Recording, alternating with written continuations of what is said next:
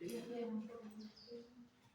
चलो note one लिखो, on an average 25 to 30 gram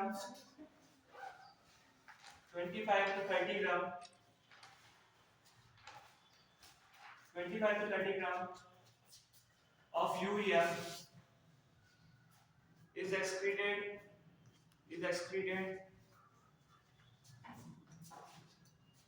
out per day.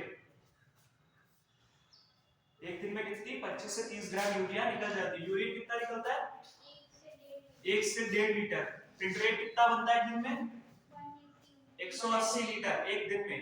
ठीक है, एक मिनट में कितना फिल्ट्रेट बनता है? 125 125 पर ml। ठीक, मतलब मिलीलीटर एक मिनट में। ठीक है, फैक्ट्स याद रखना है। ठीक सारे को, यूरिया वाला खास करके बहुत इंपॉर्टेंट है, एक बार पूछा जा चुका है। 20 से 25 ग्राम यूरिया एक दिन में निकलती है। ठीक है, फिर अगला नोट, एक और नोट लिखो, प्रेजेंस ऑफ ग्लूकोज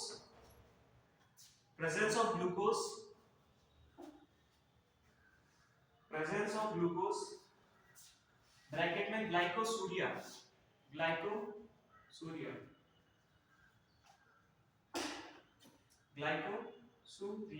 ठीक है, ब्रैकेट बंद कर लो। And ketone bodies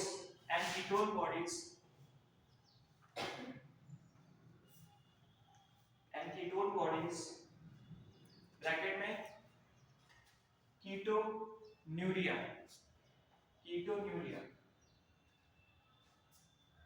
in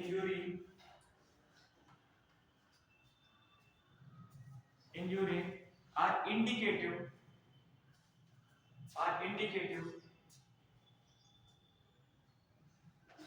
of diabetes mellitus।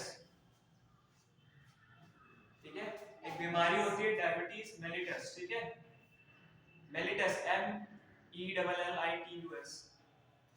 ठीक है, डायबिटीज होता है, अलग अलग तरीके की डायबिटीज होती है, उसमें से भी एक डायबिटीज होती है डायबिटीज मेलिटस। ठीक है, ये तुम्हारे कोर्स में है, तुम्हें बस इतनी ही पढ़नी है इसी में। इसमें क्या होता है, जो ग्लूकोज होता है और कीटोन होता है, ये तुम्हारे यूरिन में बढ़ जाता है। ठीक है, यूरिन में तो नहीं निकलना चाहिए ना ग्लूकोज तो बॉडी के लिए जरूरी है। कीटोन बॉडीज भी नहीं निकलनी चाहिए, है कि नहीं? जो फिल्ट्रेट है निकलना चाहिए। तो जब ये बहुत ज्यादा यूरिन में बढ़ जाता है तो कहते नहीं शुगर हो गई, उससे डायबिटीज ही तो क्लास निकलती है, जो बीमारी होती है। तो वही मतलब ये शुगर ग्लूकोज ही तो होती है। ग्लूकोज बढ़ गया, कीटोन्यूरिया। ठीक है, तो ग्लूकोज बढ़ेगा तो ग्लाइकोसूरिया कंडीशन, और जब कीटोन बढ़ेगा तो कीटोन्यूरिया, दोनों बढ़ जाएंगे तो इससे क्या होगा, डायबिटीज मेलिटस नाम की बीमारी हो जाती है। ठीक है, अलग अलग कंसंट्रेशन होगा तो अलग अलग डायबिटीज नाम भी दिया जाएगा। ठीक है, तुम्हारे में डायबिटीज मेलिटस है, किससे होगी?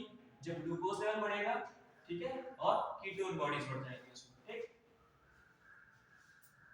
फिर हम लोग का डिसऑर्डर्स आ जाते हैं, disorders of respiratory system. Last topic है, खत्म करते हैं, फिर नया चैप्टर शुरू करते हैं। इसमें लिखो, लिखा डिसऑर्डर्स ऑफ रेस्पिरेटरी सिस्टम। इसमें मैं एक खाली लिखवाऊंगा यूरेनिया वाली कंडीशन, जिसमें डायलिसिस, हीमोडायलिसिस आता है।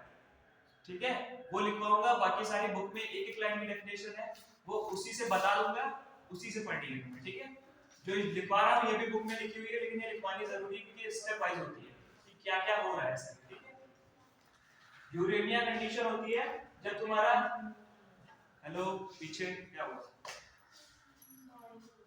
अरे वो बाद में कर लेना, बहुत टाइम है अभी, बीच में ब्रेक मिलेगा। यूरेनिया कंडीशन होती है जब यूरिया बहुत ज्यादा बढ़ जाता है। ठीक है, तुम्हारे ब्लड में यूरिया बढ़ना अच्छी बात नहीं है कि नाइट्रोजनस वेस्ट है, इसको निकालना पड़ता है। ठीक है, तो उसको ट्रीट करना जरूरी है। ट्रीट करना जरूरी है कि नहीं जरूरी है? तो उसको ट्रीट करने के लिए जो प्रोसेस होता है उसको कहते हैं हीमोडायलिसिस। नॉर्मली डायलिसिस कह दिया जाता है। ठीक है, तुमने केमिस्ट्री में भी डायलिसिस हो सकता है पढ़ा हो, नहीं पढ़ा है? अभी नहीं पढ़ा है। चलो, एक प्रोसेस होता है फिल्ट्रेशन का, तरीके से कह सकते हो। ठीक है, कुछ चीजें निकाली जाती है और कुछ चीजें ऐड करी जाती है। ठीक है, तो इसमें सबसे पहले तो यूरेनिया की कंडीशन, यूरेनिया एडिकल यूरेनिया, ये एक डिसऑर्डर है, UREMIA यूरेनिया।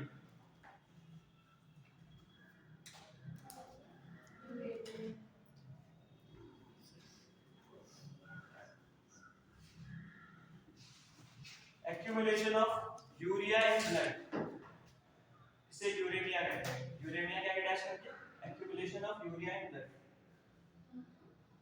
एक्यूमुलेशन इकट्ठा होना यूरिया का, accumulation of urea in blood, इस कंडीशन को यूरेमिया कहा जा रहा है, जो कि एक डिसऑर्डर है तुम्हारी किडनी का या एक्सक्रीटरी सिस्टम।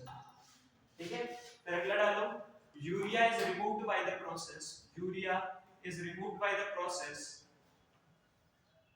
कौन सा प्रोसेस है? हीमोडायलिसिस या नॉर्मली डायलिसिस कहते हैं। ठीक है,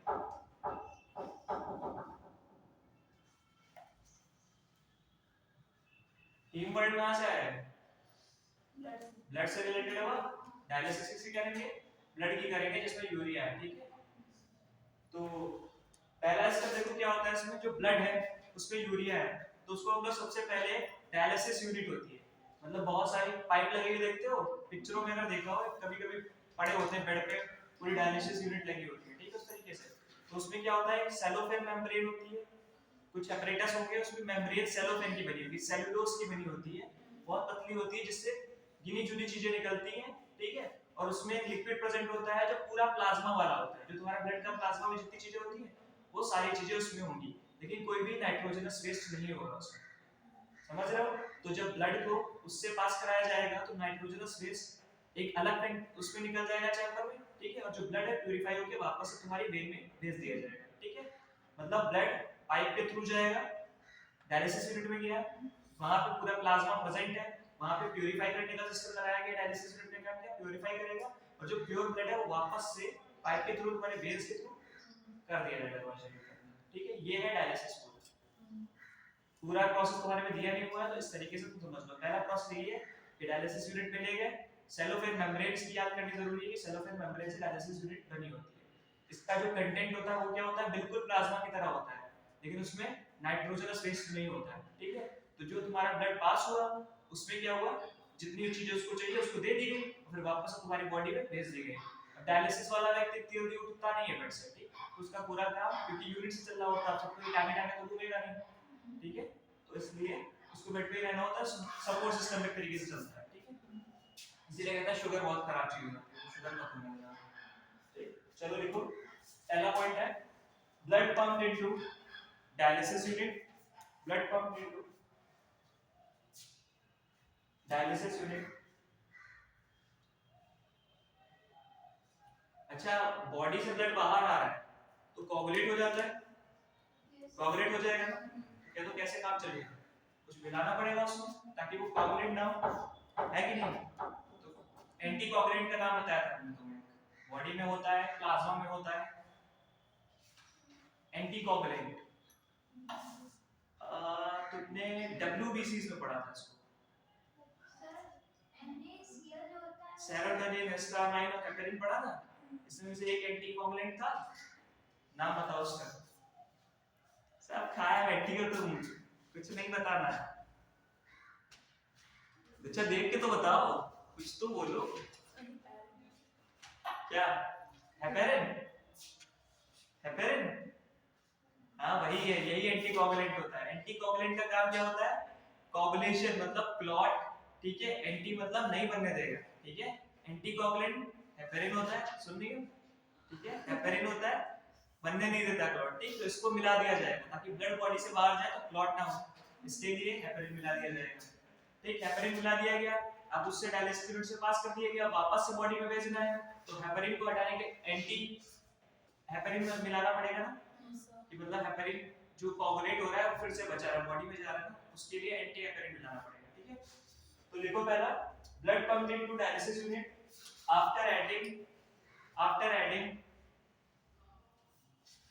an anticoagulant an anticoagulant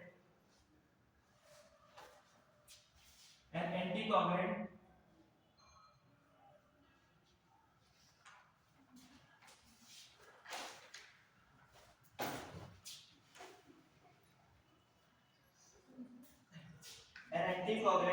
like heparin,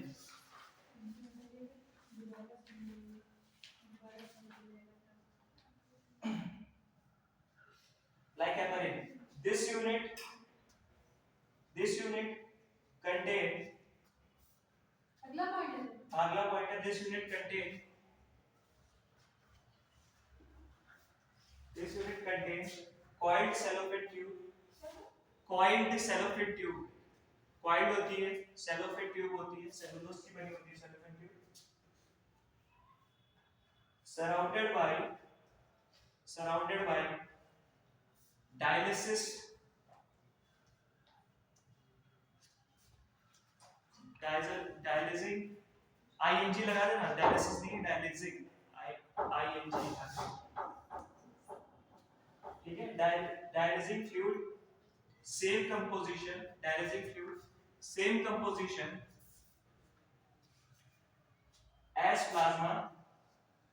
plasma except nitrogenous waste,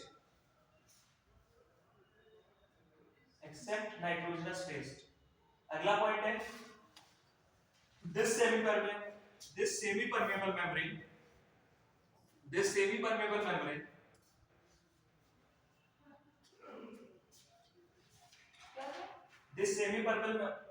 membrane allow passage of molecule on basis of concentration gradient, on basis of passes of molecule, जल्दी हो रहा है क्या, passes of molecule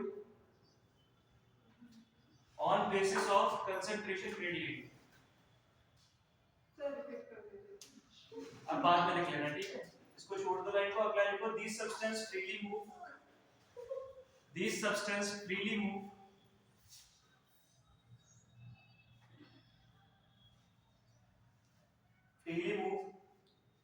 clear the blood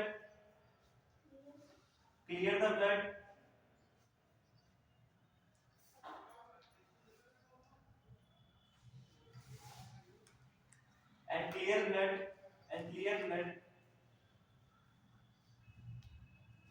clear blood sent back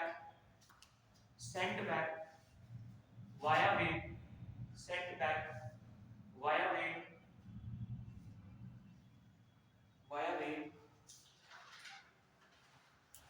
adding antiheparin to it, ठीक है।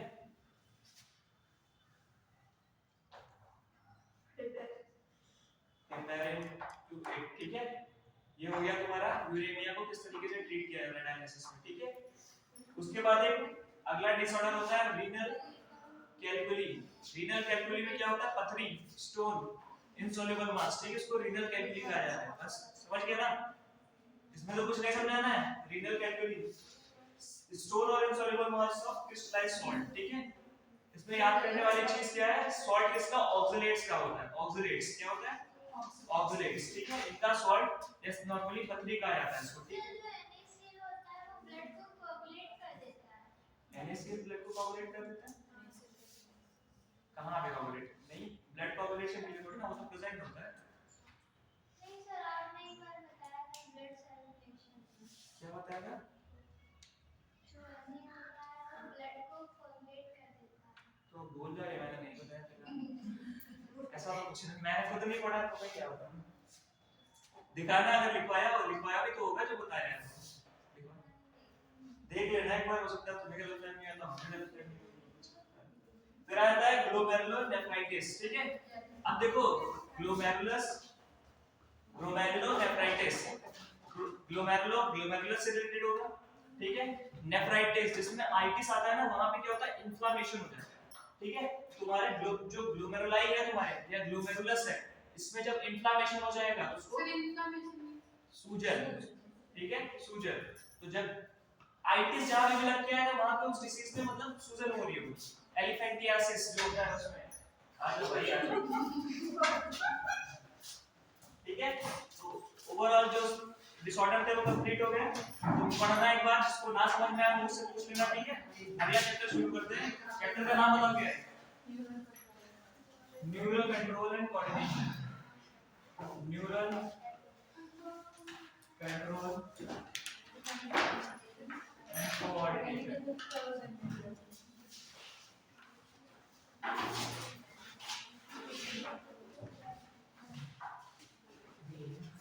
neural control and coordination,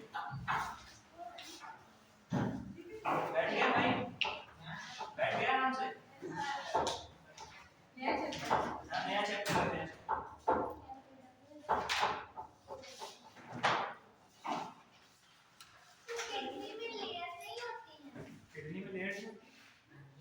बहुत hard covering होती है। लेयर क्या, कितनी लेयर है, मतलब एक से ज्यादा होती है?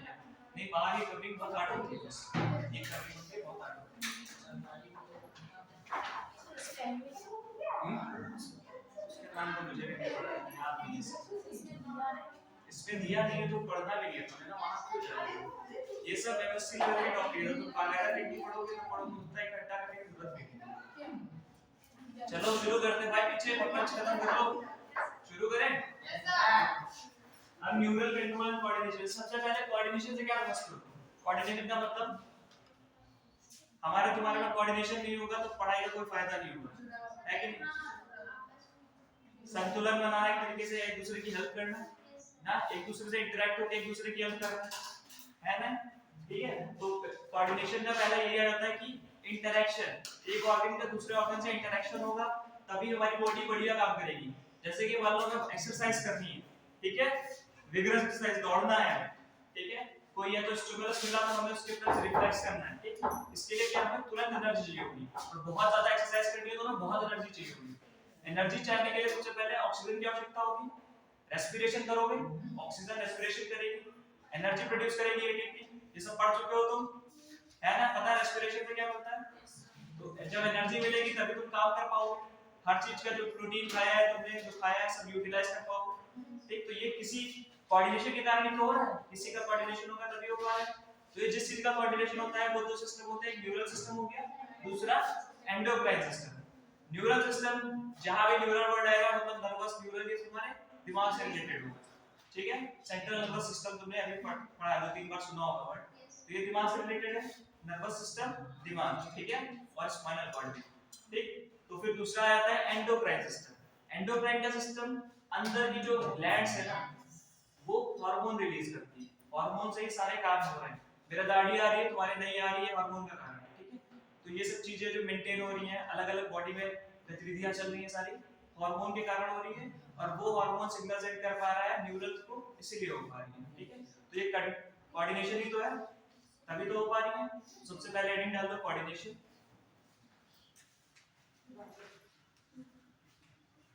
इतनी बातें लिख के लाती हो तुम लोग भाई, नोट्स दे दो, हम भी पढ़ रहे हैं किसे क्या। कोऑर्डिनेशन देखो, coordination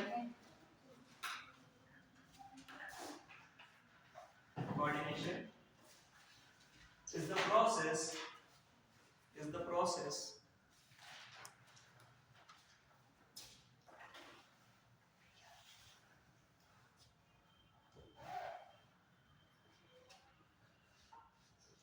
coordination is the process through which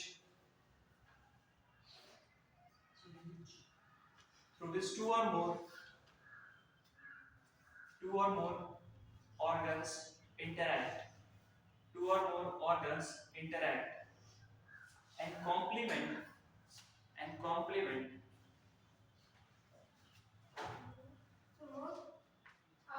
more organs interact and complement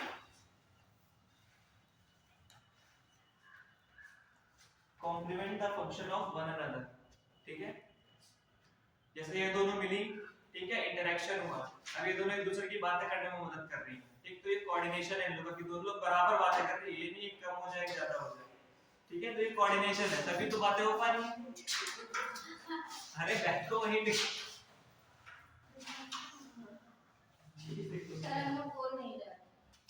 ठीक है, अच्छा चलो जो भी है, ठीक, कोऑर्डिनेशन यही था जो भी था, गुस्सा हो गया तो कोई बात नहीं है, ठीक है? चलो अब शुरू करते हैं। कोऑर्डिनेशन हो गया, इसके बाद आते हैं न्यूरल सिस्टम। हमारा क्या है? न्यूरल सिस्टम होता है जो हमारे पूरी बॉडी को कंट्रोल कर रहा है तरीके से, ठीक है? पूरी बॉडी को कंट्रोल करने के लिए सिस्टम है, उसका नाम है न्यूरल सिस्टम, ठीक है? उसमें दो पार्ट आ जाते हैं, पहला सेंट्रल नर्वस सिस्टम जो मेन होगा, इसमें क्या आएगा? ब्रेन और स्पाइनल कॉर्ड, ठीक है? दूसरा है पेरिफेरल नर्वस सिस्टम, मतलब जो साइड लाइन वाला होता है, पेरिफेरी होता है मतलब किनारे वाला, किनारे नहीं होंगे लेकिन एक तरीके से मेन सिस्टम है उससे थोड़ा अलग होंगे, नर्व्स निकली होंगी जो मेन सिस्टम से होकर पूरी बॉडी में जा रही है, वो क्या बना रही है? पेरिफेरल नर्वस सिस्टम, ठीक है? तो ह्यूमन नर्वस सिस्टम में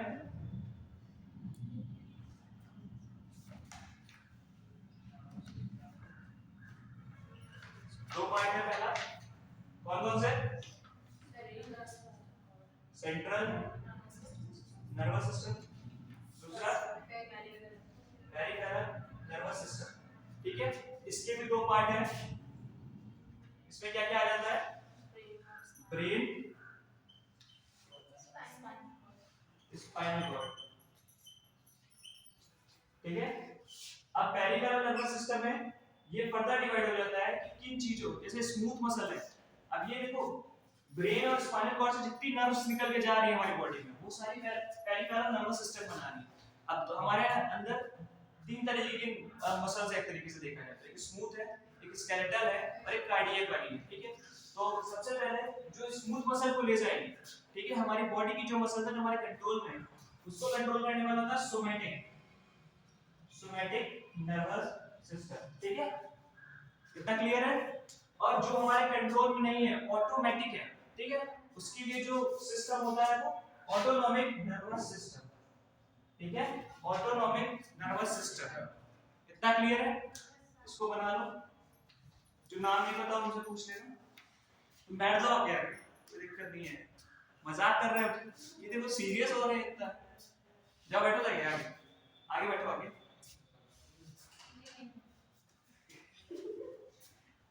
चलो ठीक।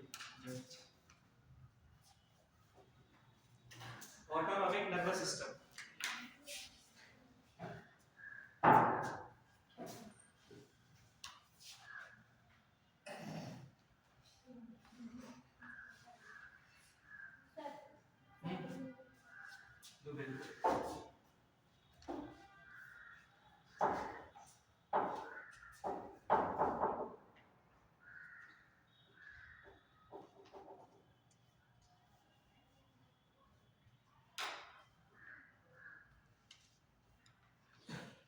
पूरा पूरा नाम लिखना, तुम शॉर्ट में मत लिख लेना, पहली बार पढ़ लो, पता होना चाहिए। ऑटोनॉमिक है, सोमैटिक है, spinal, brain, central nervous system और ये पेरिफेरल नर्वस सिस्टम,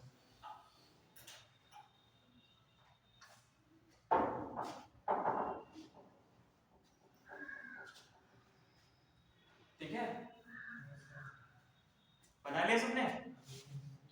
अब थोड़ा समझो, तुमने टर्म पढ़ा था पैरासिम्पैथेटिक और सिम्पैथेटिक, पढ़ा था कि नहीं पढ़ा था?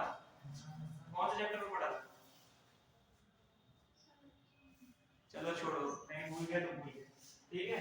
ऑटोनॉमिक नर्वस सिस्टम, इसको दो पार्ट में डिवाइड, फर्दर डिवाइड किया जाता है, सिंपैथेटिक एक parasympathetic,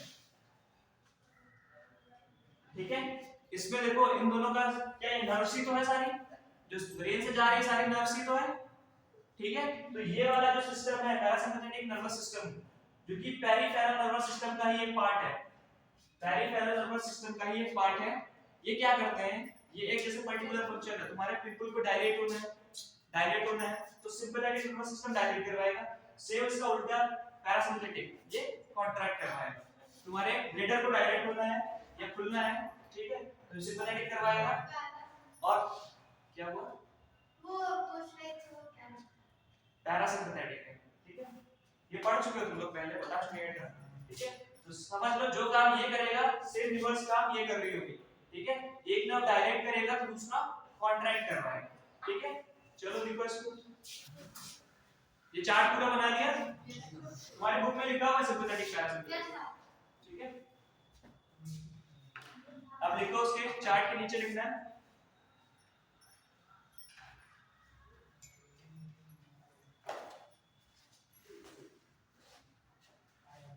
the human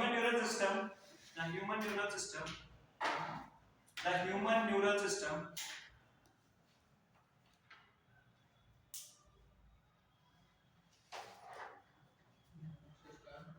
is divided into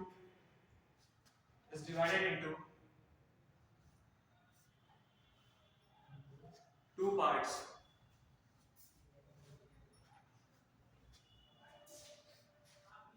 पहला है the central nervous system, CNS bracket में, the central neural system CNS। Second है the peripheral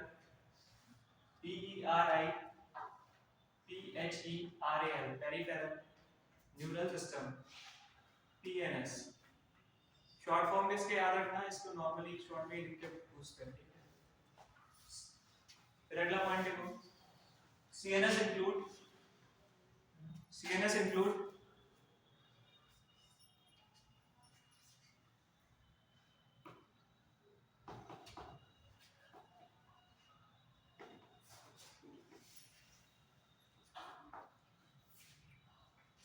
brain and the spinal cord. Brain and the spinal cord.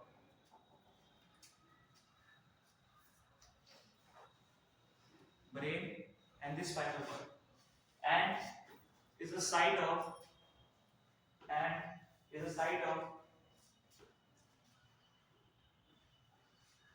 information processing and control.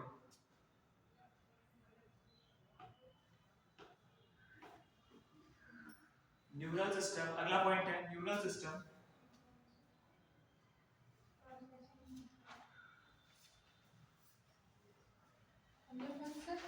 Neural system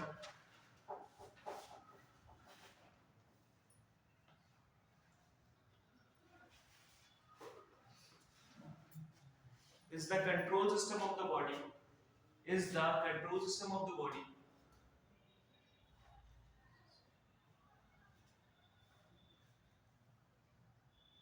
which consists of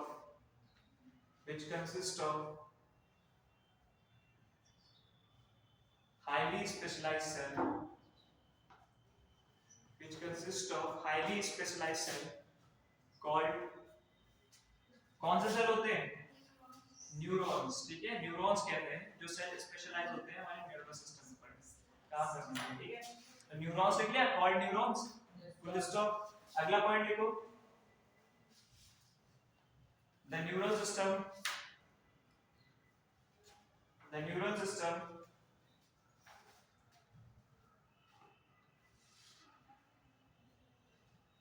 of higher animals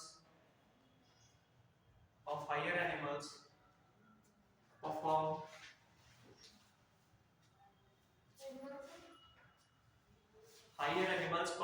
three basic functions, dash कर लेना, three basic function। अब ए डालना, ए heading है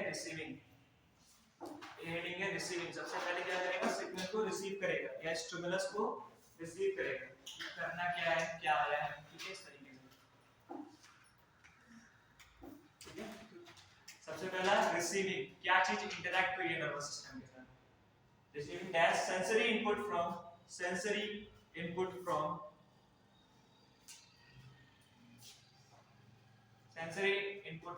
internal and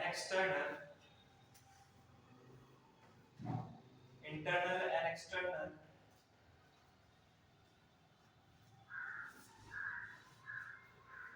environment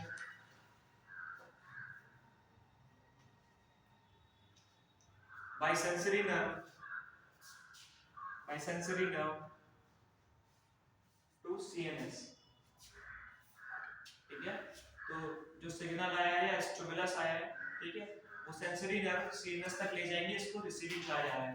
second है, अब क्या CNS के पास गया तो वो प्रोसेस करेगा कि क्या आया है हमारे पास, ठीक। तो सेकंड इज बी डालो, प्रोसेसिंग, बी प्रोसेस है प्रोसेसिंग।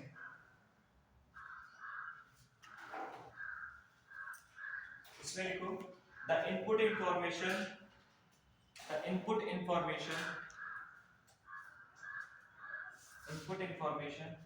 इन द CNS, जो इंफॉर्मेशन आई है उसको भी प्रोसेस किया जाएगा,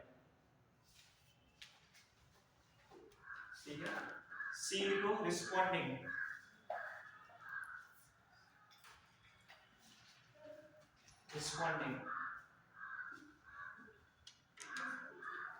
to the stimuli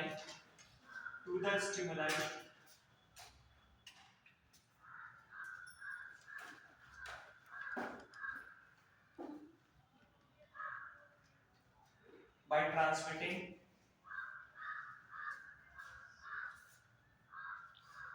transmitting motor command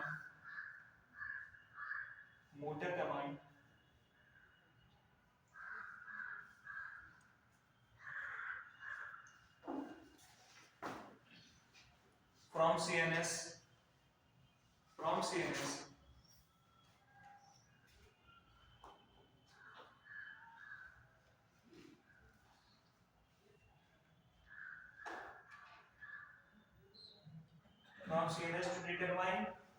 to determine the response of body कि बॉडी रिस्पांस क्या करेगी ये डिटरमाइन करने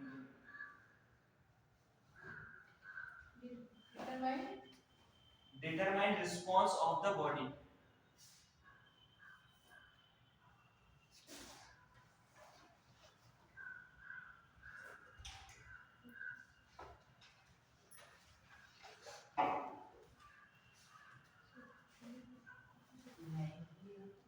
ठीक है लिखिए ठीक है क्या हुआ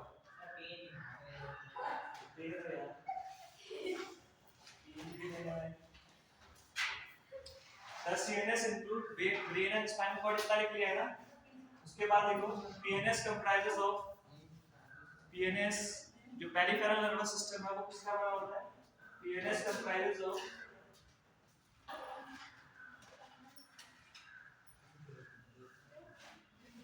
nerves of body the PNS comprises of peripheral nervous system comprises of all the nerves of body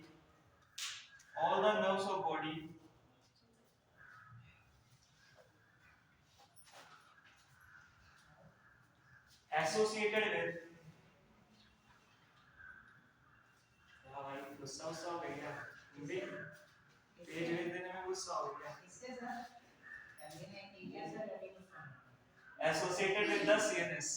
associated with the CNS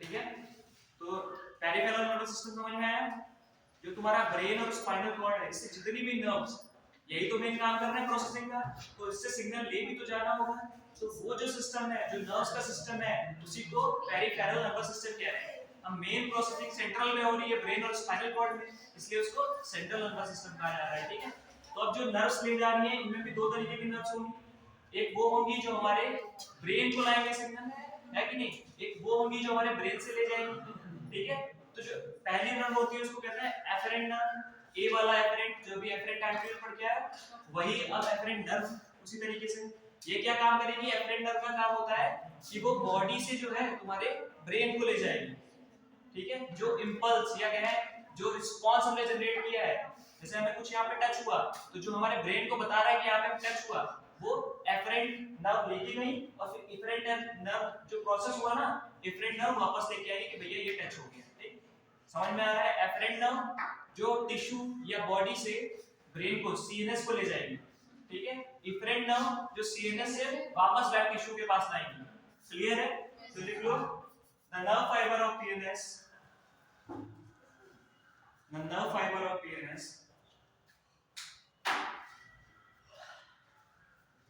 पीछे पीएनएस का फुल फॉर्म बताओ भाई ना पूछे पक्का बता दो यार बताओ गुड अब इतना तो यार सीख लो भाई पेरिफेरल नर्वस सिस्टम ठीक है nerve fibre of PNS are of two type पहला कौन सा है पहला नाम बताओ एफरेंट नर्व फाइबर्स पहला एफरेंट नर्व फाइबर्स दूसरा इफरेंट नर्व फाइबर्स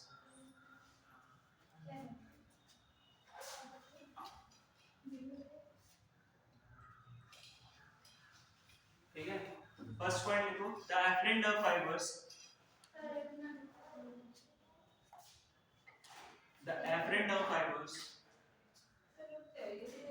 हाँ रुके हुए हैं ठीक है बताना जब खाली हो जाए ना तो फिर आगे सुनेंगे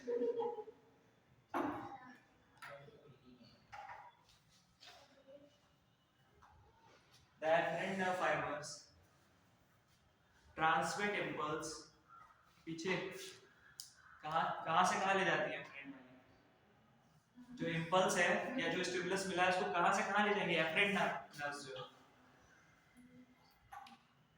इतना बताओ, टिश्यू से सीएनएस में ले जाएंगे या सीएनएस से टिश्यू में लेंगे?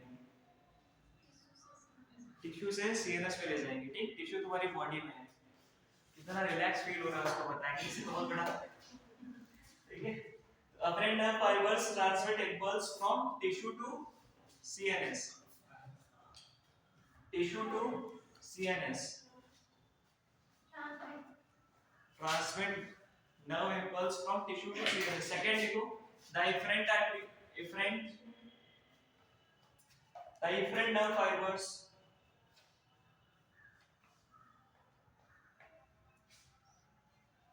transmit impulse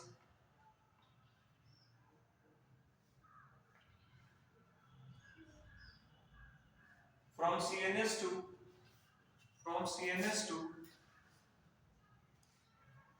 concerned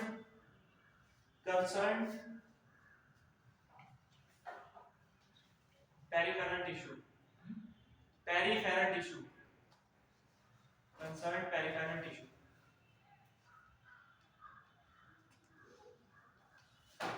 ठीक है। तो जो पीएनएस है ना, ये मिलके बना होता है नर्व्स जो है हमारी बॉडी में और हमारे हेड में। तो हेड को क्रेनियम कहा जाता है, हेड के लिए टर्म यूज होता है क्रेनियम, है कि नहीं, कवरिंग होती है, ठीक है। तो इसमें जो नर्व होंगे उनको कहा जाएगा क्रेनियम नर्व्स, ठीक है। और जो स्पाइनल, हमारे जो स्पाइनल कॉर्ड है, इसके लिए क्या यूज, स्पाइनल यूज होता है ना। तो स्पाइनल नर्व, दो तरीके की नर्व्स होंगी पेरिफेरल नर्वस सिस्टम में, एक होंगी क्रेनियल नर्व्स, दूसरी स्पाइनल नर्व्स, ठीक है। स्पाइनल नर्व्स जो होंगी वो 31 पेयर्स होंगी, 62, ठीक है, 31 पेयर्स। ये एक्स्ट्रा इंफॉर्मेशन है, याद हो चाहे ना याद हो, बस जानने के लिए कि स्पाइनल नर्व्स कहां होंगी, जो स्पाइन से रिलेटेड होगी, क्रेनियल नर्व्स जो तुम्हारे हेड से रिलेटेड होंगी, ठीक। तो फिलहाल लिख लो पीएनएस डैश करके, comprises of cranial nerves and spinal nerves.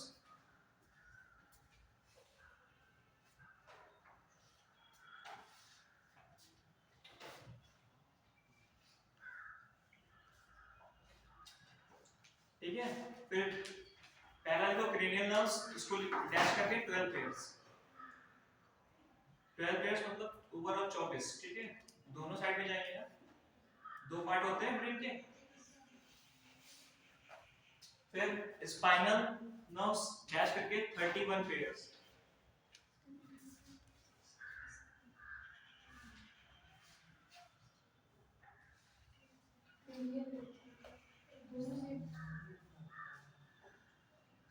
ठीक है।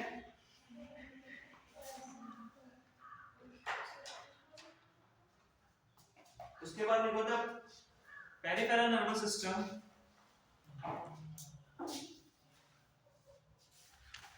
into two, divided into two division,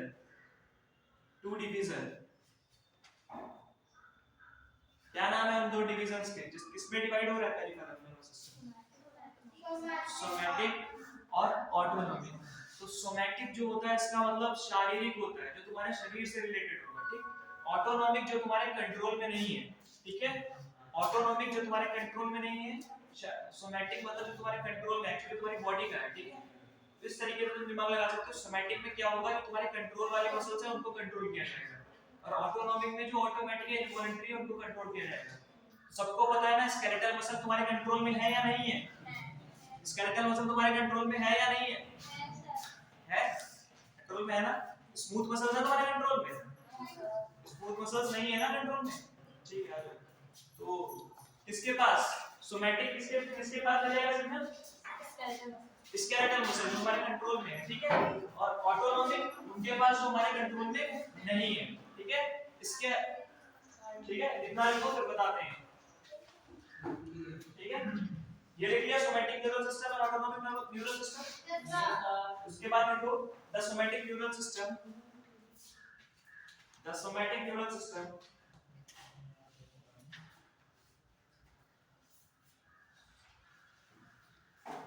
relays impulse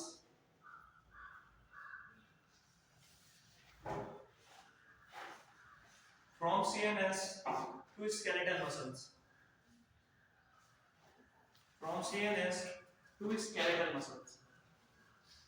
CNS to skeletal muscles को अंडरलाइन कर लो, ठीक है.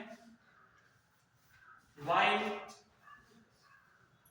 ANS, autonomic neural system, autonomic neural system transmit impulse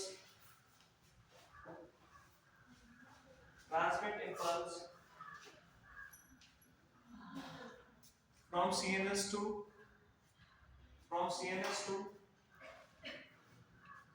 involuntary organs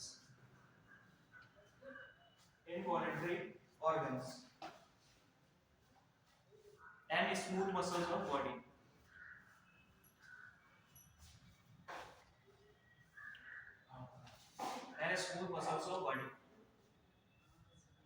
ठीक है.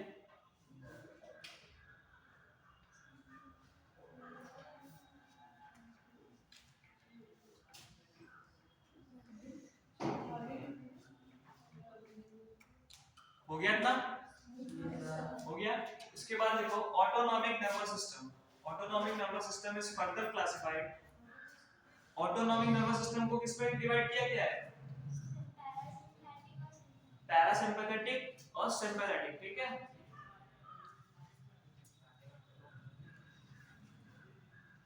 इन दोनों के एक काम जो करेगा दूसरा सेम उसका उल्टा करेगा. सिंपैथेटिक अगर तुम्हें बहुत एनर्जी देगा तो दूसरा वाला बहुत कम करेगा, ठीक है. इसमें एक काम जो करेगा दूसरा कम करेगा. ये जरूरी नहीं कि हमेशा सिंपैथेटिक अच्छा ही काम करेगा, बढ़ाएगी हर चीज, ठीक है. कभी बढ़ाएगा कभी घटाएगा, समझ रहे हो. लेकिन जस्ट अपोजिट काम करेगा. जो सिंपैथेटिक करेगा वो उसका जस्ट उल्टा पैरासिम्पैथेटिक कर रहा होगा. है क्या ये? तो ये नर्व है, ठीक है. एक नर्व जो काम करेगी सिंपैथेटिक वाली, पैरासिम्पैथेटिक उसका जस्ट उल्टा कर रही होगी. अगर एक काम जैसे एक हमारी एनर्जी बढ़ा रही है तो दूसरी कम कर रही होगी, ठीक है. देख लिया. Further classified into sympathetic neural system and parasympathetic neural system. देख लिया. अब इन डालो डिफरेंस इन डैश कर लो. एक तरफ पैरासिम्पैथेटिक लिखो, एक तरफ सिंपैथेटिक लिखो.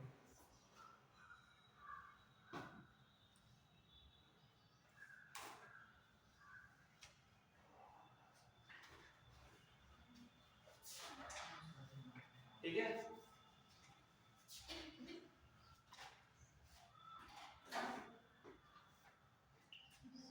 पैरासिम्पैथेटिक वाले की तरफ लिखो कॉन्स्ट्रिक्ट प्यूपिल. प्यूपिल तुम्हारी आई का एक पार्ट होता है, उसको कॉन्स्ट्रिक्ट कर रहा है, ठीक है. तो उधर क्या करेगा दूसरा वाला सिंपैथेटिक क्या करेगा?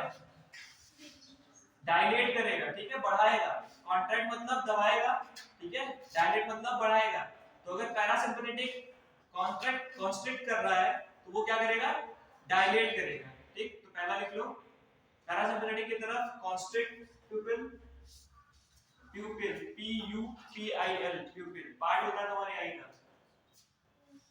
सेकंड लिखो स्टिमुलेट सलाइवा. जो तुम्हारी लार निकल रही है सलाइवा बन रहा है. पैरा में ही बोल रहे हैं, पैरा में ही लिखना है तुम्हें, ठीक है. सिंपैथेटिक वाले में इनहिबिट सलाइवा, वो नहीं बनने देगा, ठीक है, बंद करेगा एक तरीके से. पैरासिम्पैथेटिक स्लो हार्टबीट को स्लो करने का काम आता है. पैरासिम्पैथेटिक स्लो हार्टबीट, तो सिंपैथेटिक क्या करेगा? इंक्रीज हार्टबीट, ठीक है, बढ़ाएगा.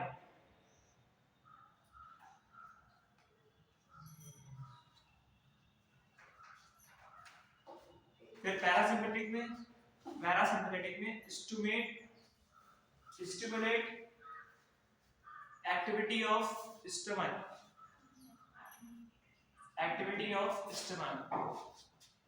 ठीक है. तो जो तुम्हारे पेट में डाइजेशन हो रहा है पैरासिम्पैथेटिक उसको स्टिमुलेट करेगा या करवाएगा, ठीक है. उधर लिख लो इनहिबिट एक्टिविटी ऑफ स्टमक.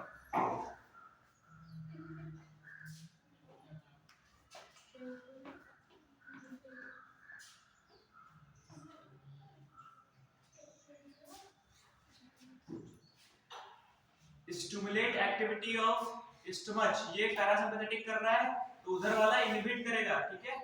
फिर आ जाता है stimulate gall bladder. Gall bladder होता है ना, सिक्रीशन अपना निकालता है, बाइलोरुबिन बाइलोपर्टिन, ठीक है, ये ऐड करता है, ठीक है। जिसको नहीं पता कोई दिक्कत नहीं है, अगला चैप्टर वही है, पढ़ लेंगे, ठीक है। तो स्टिमुलेट करेगा गॉल ब्लैडर को, कौन काम करवाएगा, पैरासिम्पैथेटिक काम करवाएगा। इनहिबिट कौन करेगा, सिंपैथेटिक इनहिबिट करेगा।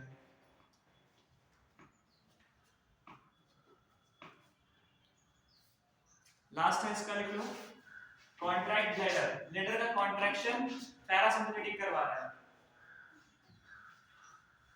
लास्ट क्या है, कॉन्ट्रैक्ट ब्लैडर, रिलैक्स करवाएगा। सिंपैथेटिक क्या करवाएगा, रिलैक्स करवाएगा। क्लियर है ना, सबको दिख रहा है कि एक जो काम करवा रहा है जस्ट अपोजिट उसका दूसरा काम कर रहा है, ठीक है। तो एक्चुअली में क्या है, ये वो नर्व्स हैं। अगर बात करी जाए तो सिंपैथेटिक और पैरासिम्पैथेटिक है क्या, न्यूरल सिस्टम तो कह रहे हो, लेकिन एक्चुअली में क्या है, ये नर्व्स हैं जो ब्रेन से निकल के आ रही हैं, जिसमें से ये पेरिफेरल नर्वस सिस्टम का पार्ट हो जाएंगी, क्योंकि ये ब्रेन से निकल के आ रही नर्व है। काम क्या करेगी, जो एक काम करेगी उसका जस्ट अपोजिट ही काम करेगी, ठीक है। अगर ये बढ़ाएगी, हमारी एक्टिविटी को बढ़ाएगी, तो ये कम करेगी। समझ रहे हो ना, क्लियर हो गया ना। चलो, इसके अलावा एक और होता है, जान लो विसरल न्यूरल सिस्टम, जो कि पेरिफेरल नर्वस सिस्टम का ही काम होता है। जैसे कि इसका नाम बता रहा है विसरल न्यूरल सिस्टम, ठीक है। तो ये उन ऑर्गन्स पे काम करेगा जो हमारे विसरल ऑर्गन, जैसे हार्ट हो गया, ठीक है, ये हमारे कंट्रोल में नहीं है, ठीक है। तुम्हारी पुरानी एनसीईआरटी में नहीं लिखा हुआ है, तो आ गया शायद विसरल न्यूरल सिस्टम वाला, कि जो विसरल ऑर्गन्स हैं, मतलब जो हमारे यहाँ हार्ट में फर्स्ट कैविटी में प्रेजेंट है ना, अंदर के ऑर्गन, इन पे जो नर्वस सिस्टम काम कर रहा है उसको विसरल नर्वस न्यूरल सिस्टम कहा जाता है, ठीक है। क्लियर है, इसको मैं नहीं लिखवा रहा हूँ, ये ध्यान रखना, हमारे एनसीईआरटी में लिखा हुआ है, पढ़ जरूर लेना, ठीक। फिर अगला डालो न्यूरॉन। न्यूरॉन, हाँ,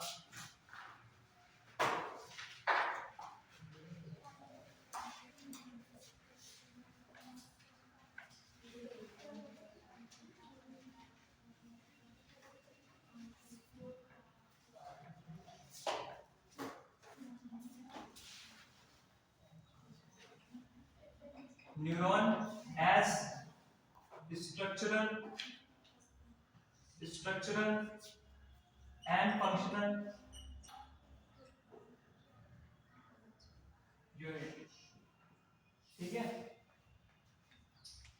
स्ट्रक्चर भी यही बनाएगा, फंक्शनल यूनिट भी यही होगा। किडनी की फंक्शनल यूनिट कौन सी थी, नेफ्रॉन, ठीक है। ये याद रखना, सबसे इजी क्वेश्चन चैप्टर से ये आ सकता है तुम्हारे, ठीक, और आता भी है ये, ठीक। चलो, अब देखो न्यूरॉन, इसका स्ट्रक्चर क्या होता है, तो बहुत ही सिंपल है, एक उसकी बॉडी होगी, ठीक है।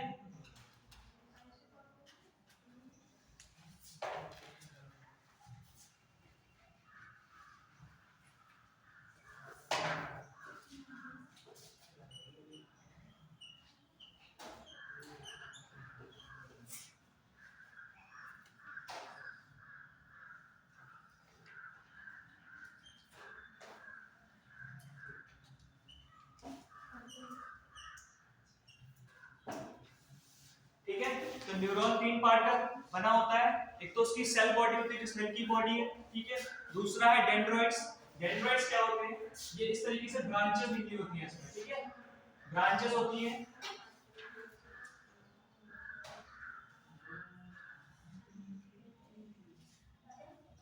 ठीक है।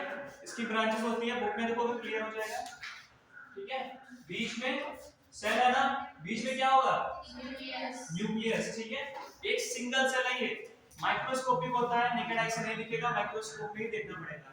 माइक्रोस्कोप से देखेंगे तो कुछ इस तरीके का स्ट्रक्चर दिखाई पड़ेगा, जिसमें इसकी सेल बॉडी होगी, एक्सॉन होगा, ठीक है, और डेंड्राइट्स होंगे। डेंड्राइट्स होंगे, एक्सॉन के बिल्कुल लास्ट में ये lobe shape synaptic knob present होगी। इसको क्या कहते हैं, जो लोब गोल गोल चीजें प्रेजेंट है नीचे, सिनेप्टिक नॉब, इसमें क्या फ्लूइड भरा होगा, जिसकी द्वारा क्या होगा, जो हम इंपल्स भेजेंगे वो इधर से दूसरे न्यूरॉन में जाएगी, एक न्यूरॉन से दूसरे न्यूरॉन में जाने वाली है। ये हम पूरा प्रोसेस आगे चल के पढ़ेंगे। इस तरीके से फंक्शनल यूनिट का काम करता है। स्ट्रक्चरल यूनिट ये न्यूरॉन को इस स्ट्रक्चर के द्वारा जुड़ जुड़ के बनाते हैं, ठीक है, समझ में आ रहा है। बना इससे होता है, तो सेल बॉडी होगी, तीन पार्ट का सेल बॉडी होगी। दूसरा कौन सा है? डेंड्राइट्स, फिर एक्सॉन। एक्सॉन समझ रहे हो, ये जो लंबा वाला पार्ट है, ये जो लंबा वाला पार्ट है इसको एक्सॉन कहा जा रहा है, ठीक है। इसके ऊपर ये जो तुम देख रहे हो इस तरीके से कवरिंग होती है, कवरिंग होती है। हेलो इधर देखो, इधर एक्सॉन के ऊपर इस तरीके से कवरिंग होती है, बिल्कुल बराबर में होती है, मेरी बनी हुई है, ठीक है। श्वान सेल्स, यहाँ पे एक स्पेशल सेल्स होते हैं श्वान सेल, जो इस कवरिंग को बना रहा है, इस कवरिंग को बना रहा है, ठीक है। श्वान सेल सभी पे प्रेजेंट होते हैं, श्वान सेल सभी पे प्रेजेंट होते हैं। इनका काम ये होता है, ये जो कवरिंग बनी है ना, इसको माइलिन शीथ कहा जाता है, माइलिन शीथ कहा जाता है, ठीक है। बैक्टीरिया की तुमने एक शीथ पढ़ी होगी, वो हम तुमसे नहीं पूछेंगे वरना तुम फिर गुस्सा करने लगोगे दोस्तों, ठीक है। तो वो पढ़ लेना रखे, ठीक, यहाँ से रिलेट कर पाओगे शीथ क्या होती है। तो ये श्वान सेल्स होते हैं, इसको लिख देते हैं। ये क्या करते हैं, क्या कर रहे हैं?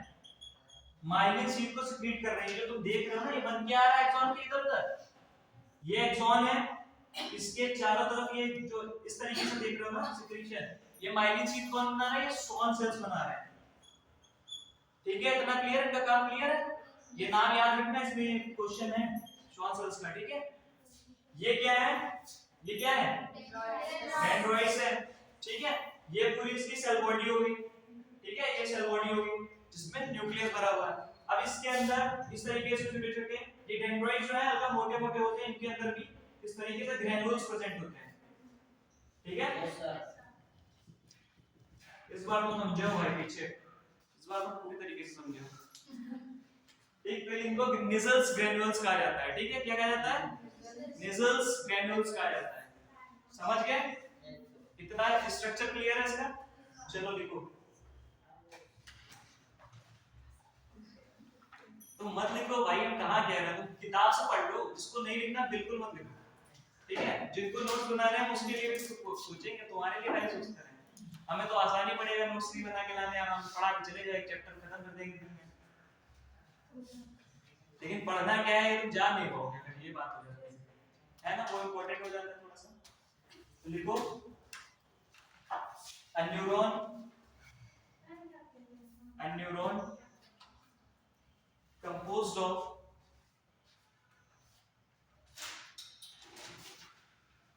three major parts, डैश कर लो, ABC डालो। A है सेल बॉडी,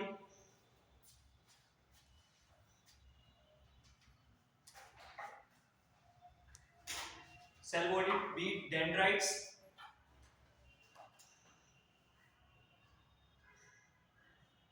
C है axon,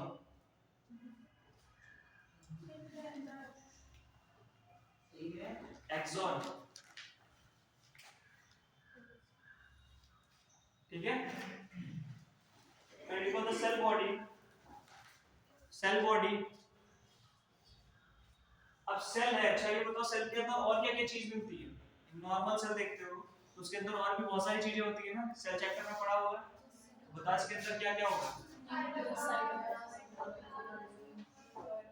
nucleoplasm, nucleus, mitochondria, cytoplasm, सब कुछ होगा ना इसमें। जो नॉर्मल सेल में होता है वो सेल में होगा, ठीक है। तो लिखो contain cytoplasm with typical cell organelle. Cell organelle में सारी चीजें भी आ जाएंगी, माइटोकॉन्ड्रिया वगैरह जो भी है।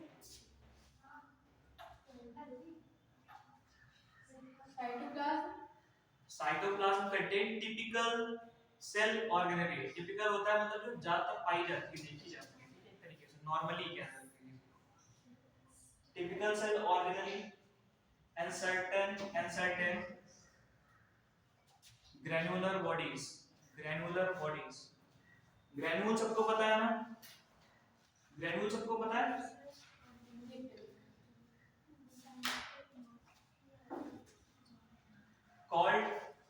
called nizzles, NISSL, nizzles granules, underline कर लेना इसको, L के बाद S लगा के ग्रैनुल्स अंडरलाइन कर लो, निजल्स ग्रैनुल्स को, ठीक। तो ऑर्गेनली तो होंगी, उसके साथ साथ एक स्पेशल ग्रैनुल्स प्रेजेंट होंगे जिनको निजल्स ग्रैनुल्स कहा जाएगा, ठीक है। ये क्या करते हैं, इनका काम क्या होता है? तो Nissl's granules are used for synthesis of protein in the neural nerve cells, ठीक है। क्या काम करेंगे? प्रोटीन सिंथेसिस करेंगे, समझ रहे हो ना? तो लिख लो Nissls granules help in synthesis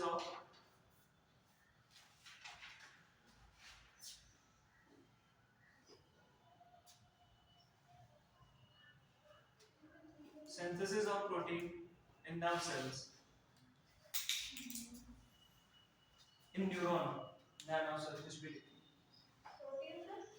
synthesis of protein in nerve cell.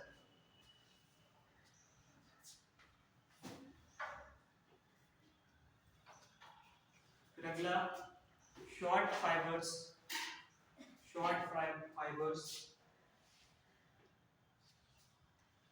in repeated branch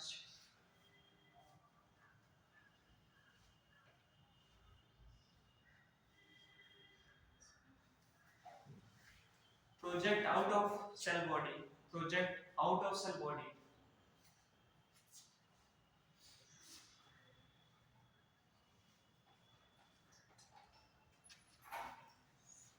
also contain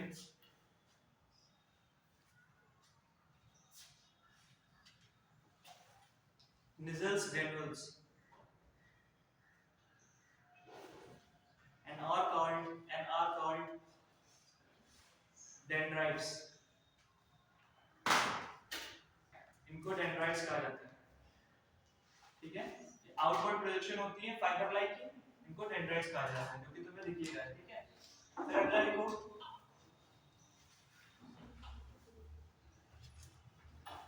the axon is a long fiber. Third part क्या है? axon ही तो है। the axon is a long fiber. the distal convoluted tubule पढ़ा था, मतलब last वाला। इसी तरीके से डिस्टल एंड मतलब इसका लास्ट वाला, ठीक है। इसका जो लास्ट एंड है, distal end of which is branched. Axon का लास्ट क्या है? ब्रांच्ड है। ये देख रहे हो ना, इधर थोड़ी कम ब्रांच बनाई है हमने, गंदी बनने के लिए। इस ब्रांच शाखाएं होंगी उसमें, ठीक है। एक्सॉन की जो नीचे का पार्ट है उसमें क्या होगा? वो डिवाइड होकर शाखाओं में बढ़ जाएगा, जिसके लास्ट में क्या गोल गोल आकृतियां बन जाएंगी, जिसमें फ्लूइड फील्ड होगा, जिसको सिनेप्टिक नॉब कहा जाएगा, ठीक है। इतना क्लियर है? चलो थोड़ा फिर से एक बार लिख लो। ये सेल बॉडी है, पूरी सेल बॉडी है। इस पार्ट को कहा जा रहा है एक्सॉन, इस पार्ट को एक्सॉन कहा जा रहा है, ये जो अंदर का पार्ट है, ठीक। ये जो आउटवर्ड फाइबर लाइक प्रोजेक्शंस है, इनको डेंड्राइट्स कहा जा रहा है, ठीक। सेल के अंदर सारी ऑर्गेनेली जितनी होती है, माइटोकॉन्ड्रिया, साइटोप्लाज्म, न्यूक्लियोप्लाज्म, सब कुछ प्रेजेंट है, ठीक है। इसके अलावा उनमें एक एक्स्ट्रा चीज क्या प्रेजेंट है? Nissls granules। इनका काम क्या है? प्रोटीन सिंथेसिस कर रहे हैं, ठीक है। तो ये यहाँ तो प्रेजेंट ही है, सेल बॉडी के तो अंदर प्रेजेंट ही प्रेजेंट है। साथ में ये क्या है? जो ब्रांचेस निकली हुई हैं, डेंड्राइट्स, इसमें भी प्रेजेंट है। ये क्वेश्चन आया था, इसमें क्वेश्चन जो आया था वो कमेंट्री वाइज आया, मतलब ABCD 4 दिए हुए थे, उसमें पूछा गया था कि मतलब एक जगह लिखा हुआ था Nissls granules का डेंड्राइट्स में प्रेजेंट होते हैं, एक में लिखा हुआ था नहीं प्रेजेंट होते हैं, तो 4 में से उनमें से एक गलत था, ठीक। उस तरीके से तुम्हें याद रखना कि प्रेजेंट होते हैं डेंड्राइट्स में, ठीक। सेल बॉडी में तो प्रेजेंट ही होते हैं, डेंड्राइट्स में भी प्रेजेंट होते हैं, ठीक। फिर आता है एक्सॉन वाले पार्ट में। एक्सॉन में श्वान सेल्स होते हैं, ठीक। श्वान सेल्स होते हैं, ये क्या करेंगे? जो माइलिन शीथ है, ये तुम्हारी माइलिन शीथ जो है, इसको बनाएंगे, ठीक है। इस बेसिस पे जो तुम्हारे न्यूरॉन हो जाते हैं वो दो तरीके के हो जाते हैं, एक जिनमें माइलिन शीथ होगी, एक जिनमें माइलिन शीथ नहीं होगी। तो माइलिनेटेड न्यूरॉन और अनमाइलिनेटेड न्यूरॉन, जिसमें माइलिन शीथ नहीं होगी, ठीक। तो इनके बीच में जो गैप बच रहा है, ये देख रहे हो, ये बिल्कुल पास पास हो गए, लेकिन फिर भी यहाँ पे जो गैप बच रहा है ये वाला, ठीक, इसको नोड ऑफ रैनवियर कहेंगे, ठीक है। रैनवियर, इसका काम क्या होता है? जब तुम्हारा सोडियम पोटेशियम, ये जो आयंस है ना, इनका लेन देन होगा। अभी आगे तुम पढ़ने वाले हो कि किस तरीके से एक्शन पोटेंशियल या क्या है, इलेक्ट्रो पोटेंशियल। जो फिजिक्स में इलेक्ट्रो पोटेंशियल होता है, सेम वही वाला इलेक्ट्रो पोटेंशियल हमारी बॉडी में भी इलेक्ट्रिक करंट की मतलब द्वारा ही होता है, इलेक्ट्रिक ट्रांसपोर्ट के द्वारा ही होता है काम। इंपल्स जो है एक तरीके से इलेक्ट्रिक करंट की तरीके से काम करता है, ठीक है। तो इतनी बात याद रखो कि यहाँ पे पोटेंशियल जनरेट करने के काम आएगा, सोडियम को अंदर बाहर करने के लिए नोड ऑफ रैनवियर का वो काम होता है वहां पे, ठीक है। इंपॉर्टेंट काम थोड़ा सा। तो क्लियर है ना? न्यूरॉन दो तरीके के किस तरीके से हो रहे हैं, जिनमें माइलिन, एक में माइलिन शीथ प्रेजेंट है, एक में नहीं प्रेजेंट है। बना कौन है माइलिन शीथ? तो श्वान सेल्स बना रहा है, ठीक है। उसके बाद आ जाते हैं कि कितने, अगर हम लोग बात करें कि पोलैरिटी के बेसिस पे, पोलैरिटी एक पार्ट है, दूसरा पोलैरिटी से क्या समझते हो? Polarity north pole south pole बिल्कुल अपोजिट चीज है, ठीक है। तो यहाँ पे देखो दो अपोजिट पार्ट है, ठीक है। अगर इसमें केवल एक डेंड्राइट्स होगा और एक एक्सॉन पार्ट होगा, समझ रहे हो ना? यहाँ देखो मल्टीपल डेंड्राइट्स है, मल्टीपल डेंड्राइट्स है, तो ये न्यूरॉन जो बना हुआ है मल्टीपोलर न्यूरॉन, क्लियर है? मल्टी डेंड्राइट्स है, एक एक्सॉन में बहुत सारे हैं, ठीक। तो ये मल्टीपोलर है। अगर एक ही डेंड्राइट्स होगा और एक ही एक्सॉन होगा तो बाइपोलर हो जाएगा, और खाली एक्सॉन होगा तो क्या? यूनिपोलर। यूनि सिंगल के लिए एक वर्ड यूज होता है, यूनि यूज होता है, दो के लिए बाइपोलर यूज होता है, और बहुत सारे के लिए मल्टी। तो तीन तरीके के न्यूरॉन देखे गए हैं ऑन द बेसिस ऑफ उनकी पोलैरिटी क्या है, ठीक। तो मल्टीपोलर जिसमें बहुत सारे डेंड्राइट्स हैं, बहुत सारे एक्सॉन्स हैं, ठीक है। जिसमें दो ही हैं खाली वो बाइपोलर है, और जिसमें एक है वो यूनिपोलर, खाली एक्सॉन वाला यूनिपोलर। अब बताओ जिसमें एक्सॉन पूरा बना होगा तो वो तो बच्चे में तो होगा नहीं कि पूरा डेंड्राइट्स भी निकलना है, एक्सॉन भी निकलना है, ठीक। तो जो यूनिपोलर होगा वो याद रखना एम्ब्रियोनिक स्टेज में होगा, जब बन रहा होगा, बॉडी बन नहीं होगी तब जो न्यूरॉन होंगे वो क्या होंगे, उसमें खाली एक्सॉन होगा, यूनिपोलर होगा, ठीक। फिर तुम्हारा एक स्पेशल पार्ट आ जाता है आंख। ये एग्जांपल के थ्रू आया है तुम्हारे स्टेटमेंट में कि आंख में कौन से तरीके के, मतलब कौन से पोलर न्यूरॉन होते हैं, तो बाइपोलर न्यूरॉन होते हैं, ठीक है। फिर तुम्हारे दिमाग में यहाँ बहुत सारा काम है, तो यहाँ तो बहुत सारा सिग्नल रिसीव करना है, बहुत सारा काम करना है, तो यहाँ पे मल्टीपोलर जिसमें बहुत सारे डेंड्राइट्स हो जो सिग्नल ले सके और एक्सॉन के थ्रू लगातार पास करते रहे। डेंड्राइट्स खूब सारे सिग्नल आराम से आते हैं, जितने ज्यादा ये अच्छा होंगे उतने ज्यादा तो ट्रांसफर हो पाएगा, जितने ज्यादा ये रिसीव करेंगे उतना ज्यादा ये निकालेंगे। इसी तरीके से ढेर सारे न्यूरॉन एक दूसरे से चिपक चिपक के सिग्नल ट्रांसफर कर देते हैं, समझ रहे हो ना? ये अकेला यूनिट है, इसी तरीके से बहुत सारे सेल्स होते हैं, समझ रहे हो ना? तो इधर से लेंगे सिग्नल, लेंगे इधर से दूसरे को पास करते जाएंगे, वो दूसरे को, तीसरे को, चौथे को, पांचवें को, इस तरीके से पूरी बॉडी में वो ट्रांसफर हो जाते हैं। क्लियर? स्ट्रक्चर क्लियर है ना? कहां तक क्लियर है? ब्रांच तक? each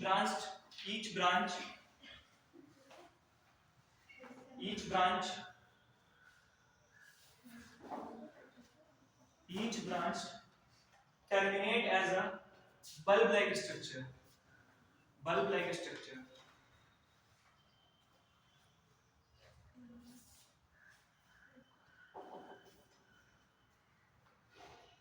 called synaptic knob. synaptic knob, SYNAPTIC, synaptic, KNOB knob है, ठीक है, NOB नहीं है, KNOB, which possess synaptic vesicles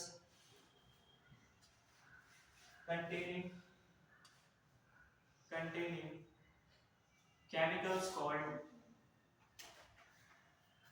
neurotransmitter. Neurotransmitter का नाम बता सकते हो? एक तुमने पढ़ रखा है न्यूरोट्रांसमीटर, क्या बता सकता है कोई?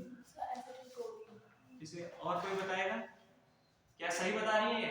और कोई बताना चाहेगा? एसिटाइलकोलिन के न्यूरोट्रांसमीटर है, एसिटाइलकोलिन। पढ़ चुके हो तुम लोग? पढ़ चुके हो? याद करो, बताओ। अच्छा इतना तो बता दो, सही बताया कि गलत बताया, क्या लग रहा है? एसिटाइलकोलिन न्यूरोट्रांसमीटर है कि नहीं है? ठीक, तो याद रखना एसिटाइलकोलिन न्यूरोट्रांसमीटर है, और हमें लगता है तुम्हारी बुक में केवल न्यूरोट्रांसमीटर एसिटाइलकोलिन ही दे रखा है, ठीक। तो इसको भूलना नहीं, कहीं भी अगर न्यूरॉन का ट्रांसफर हो रहा है, ठीक है, तो एसिटाइलकोलिन ही लगभग कर रहा होगा, ठीक है। याद रखना, याद रख लोगी, याद रख लोगी। गुस्सा मत, इतना चलता है, ठीक है। मुंह बनाया बैठी, गुस्सा कैसे रही हो, ठीक है। चलो अगला लिखो, the axon transmit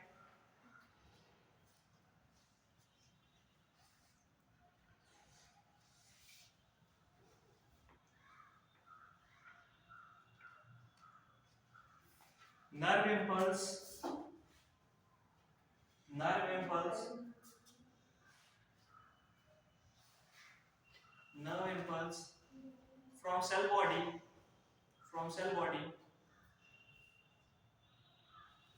to synapse synapse SYNAPSE ठीक है। देखो ये तुम्हारी सेल बॉडी है, ये सेल बॉडी है। डेंड्राइट्स ने जो अपना स्टिमुलाई लिया, ठीक है, डेंड्राइट्स इस पार्ट से क्या आता है, स्टिमुलाई आता है, ये बॉडी के थ्रू ट्रैवल होके कहां जाएगा, नीचे पार्ट में जाएगा।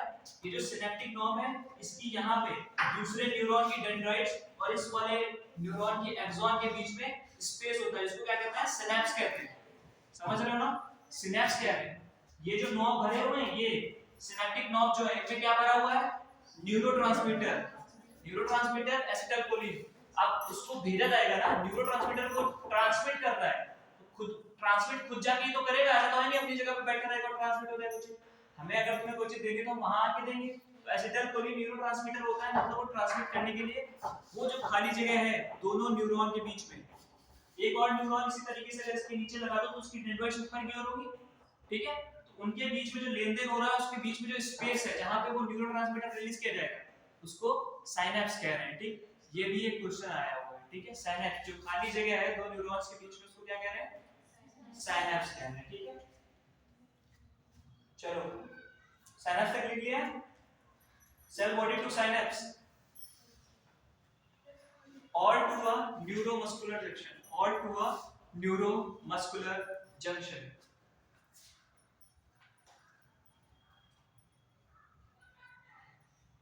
इसी वाले चैप्टर में तो तुमने पढ़ा था एसिटाइलकोलिन, लोकोमोशन मूवमेंट वाले चैप्टर में, है कि नहीं। वहां पे कैल्शियम रिलीज हो रहा था जो कि एसिटाइलकोलिन को रिलीज करा रहा था, फिर जाके तुम्हारा एक ब्रिज बन रहा था, न्यूरोमस्कुलर जंक्शन बन रहा था। अच्छा एक क्वेश्चन नहीं बता पाओगे कोई बात नहीं, अगर आता हो तो बता देना, न्यूरोमस्कुलर जंक्शन का दूसरा नाम क्या था,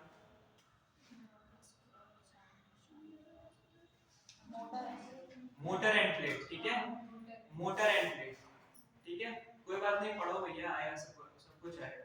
इसने पढ़ा इसको आ रहा है, तुम लोग नहीं पढ़ रहे हो इसका मतलब थोड़ा सा कम हो रही है पढ़ाई, तो बिल्कुल नहीं होगी, ठीक है। देखो अपना आएगा, सबको पढ़ने में ही आएगा, जो पढ़ा है वही आने वाला है इसमें, थोड़ा आगे बढ़ो फिर। चलो न्यूरोमस्कुलर जंक्शन, फिर अगला लिखो based on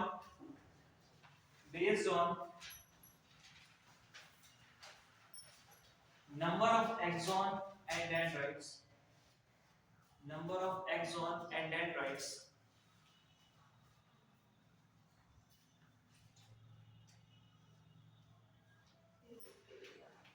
neurons are divided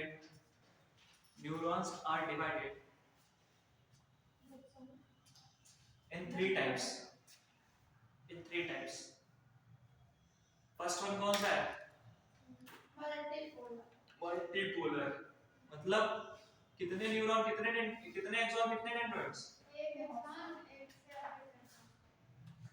ठीक है, ये भी सही है, एक एक्सॉन और एक से अधिक डेंड्राइट्स, ठीक है, मतलब बहुत ज्यादा, एक से ज्यादा, दो से ज्यादा, ठीक है, तो मल्टी, इसलिए मल्टीपोलर, ठीक। तो लिख लो मल्टीपोलर में लिखो, डैश कर लो, वन एक्सॉन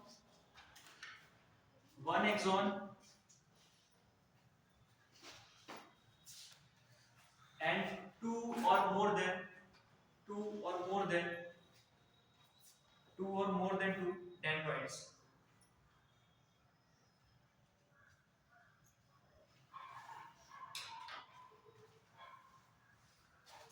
ठीक है।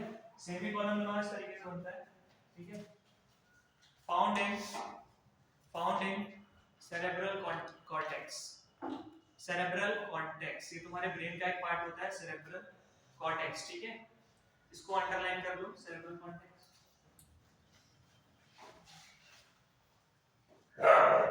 तो ये लड़ाई हो गई ना, सेरेब्रल कॉर्टेक्स हो गया, ठीक है। दूसरा डालो बाइपोलर, डेंड्राइट्स और एक्सॉन के बेसिस पे एक मल्टीपोलर हो गया, दूसरा बाइपोलर, डैश करो, one axon and one dendroid, one axon and one dendroid, one axon one dendroid, semicolon फिर से लगाओ, found in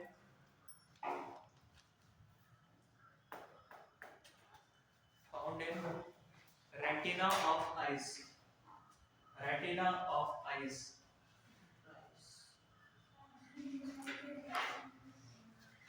retina of eyes।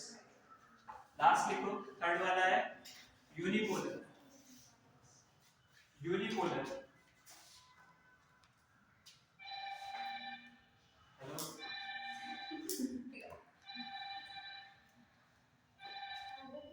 Cell body with one axon only, unipolar में cell body with one axon only, dendroids नहीं होती unipolar. तो मतलब ये less develop लग रहा है ना, इसका मतलब ये अर्ली स्टेजेस में होगा, ठीक, एम्ब्रियोनिक स्टेज में यूनिपोलर न्यूरॉन देखे गए, ठीक। Cell body with one axon only, लिख लिया, सेमीकोलन लगाओ, found usually in embryonic stage, found usually in embryonic stage.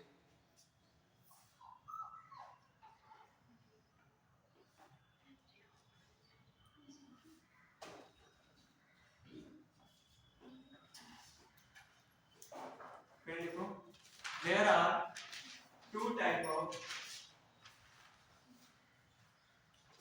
axon on basis of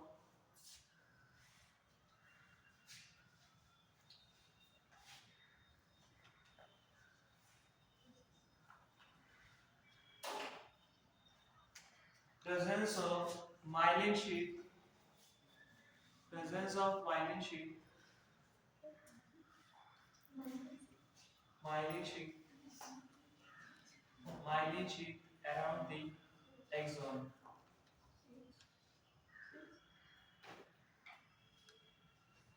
dash कर लो, पहला है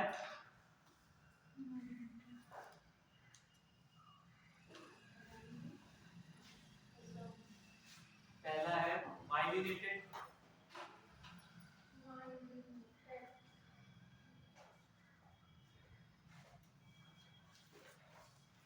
एंड नॉन माइलिनेटेड, दूसरा नॉन माइलिनेटेड, इसमें नहीं होगी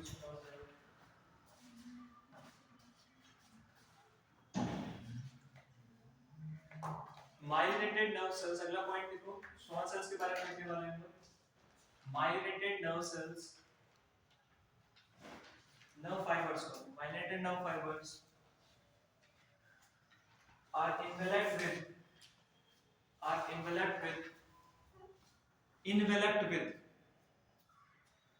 envelop होता है लिफाफा, enveloped with Schwann cells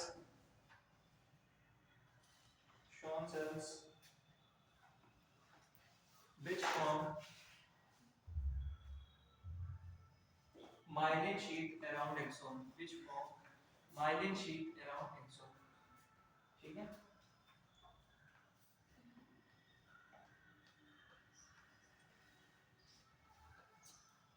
फिर डालो, लेफ्ट हैंड से लिखना नोड ऑफ रैनियर, डैश कर लेना।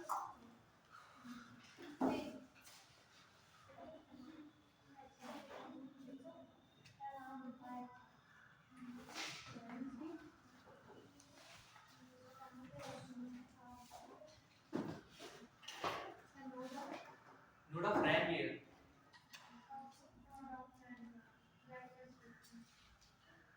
RANVIER, node of Ranvier. गन्ने में नोट्स होते हैं, गन्ने में नोट्स होते हैं, यस सर, तो वही गन्ने समझ लो एक्सॉन को, उसमें जो नोट्स होंगे यहाँ पे मतलब डेंटल एक तरीके से जहाँ जुड़ा होता है, उस तरीके के नोट्स, वहाँ उस जगह को नोट्स कहते हैं, ठीक है। तो उसी तरीके से ये होंगे एक्सॉन में, इनको नोड ऑफ रैनियर नाम दे दिया गया है, ठीक है। ये काम क्या करेंगे, ये अपने थ्रू जो सोडियम और पोटेशियम है इनका लेन देन करवा सकते हैं, ठीक है। ठीक, फिर अगला लिखो, ये नोड ऑफ रैनियर क्या कुछ लिखा नहीं, लिखा ना, तो लिखो द गैप बिटवीन भाई थोड़ी देर रुक जाओ, बस अभी ब्रेक होने वाला है, फिर आराम से बात करना, मतलब जो भी बताना है बता लेना, कोई ये कह रहे हैं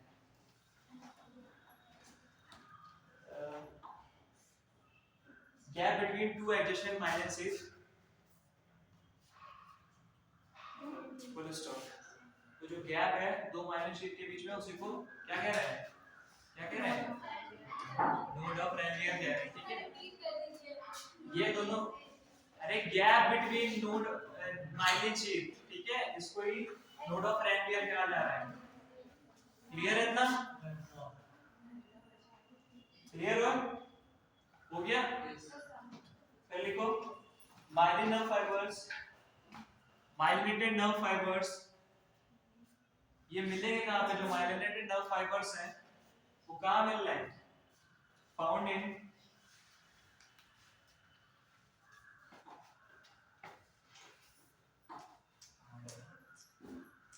peripheral neural system, peripheral neural system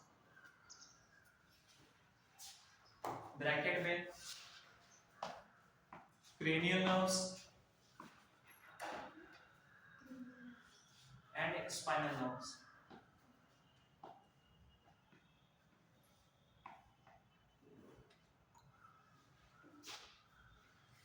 unmyelinated nerve fibers, अगला पॉइंट लास्ट पॉइंट है बस, unmyelinated nerve fibers, unmyelinated nerve fibers या नॉन माइलिनेटेड नर्व फाइबर्स या अनमाइलिनेटेड नर्व फाइबर्स। ठीक है, माइलिनेटेड, माइलिन शीथ जो है उसी के नाम पे इसका नाम है, जिनमें नहीं है वो अनमाइलिनेटेड या नॉन माइलिनेटेड है। ठीक है, ये कहां पाए जाएंगे, तो फाउंड इन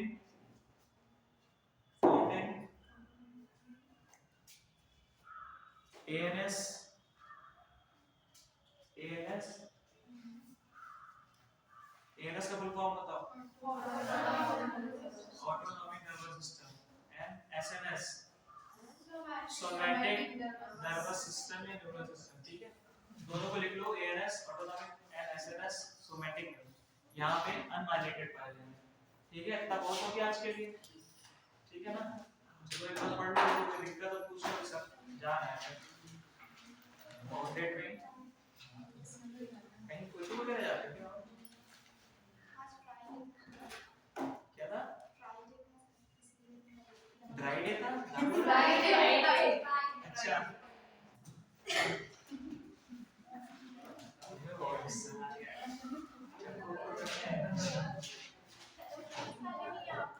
उसको आने क्यों दे दिया, वो तो एग्जांपल दे रहे थे।